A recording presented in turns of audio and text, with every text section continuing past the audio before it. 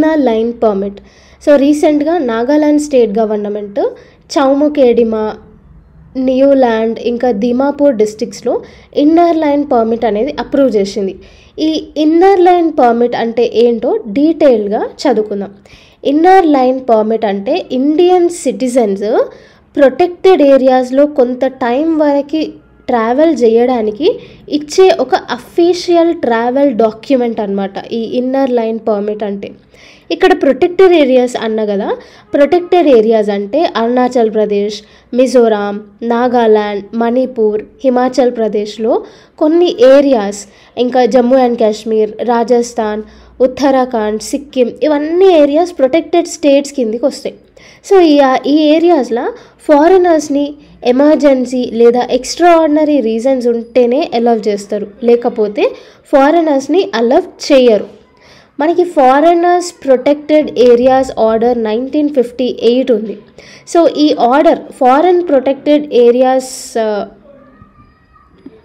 Order 1958 కింద inner line and international borders ఉన్న స్టేట్స్కి మధ్య ఉన్న ఏరియాస్ని అన్ని ప్రొటెక్టెడ్ ఏరియాస్ అంటారు.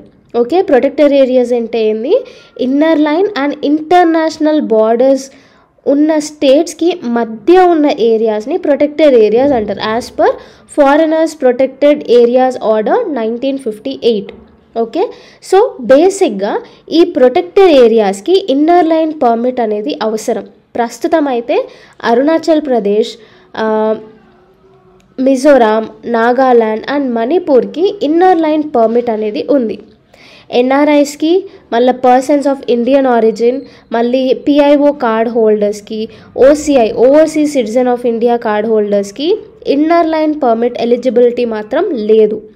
వాళ్ళు ప్రొటెక్టెడ్ ఏరియాస్ విజిట్ చేయాలి అంటే ప్రొటెక్టెడ్ ఆర్ రిస్ట్రిక్టెడ్ ఏరియాస్ పర్మిట్కి అప్లై చేయాలి. దాని తర్వాతనే వాళ్ళు ప్రొటెక్టెడ్ ఏరియాస్కి వచ్చే ఛాన్స్ అనేది ఉంది.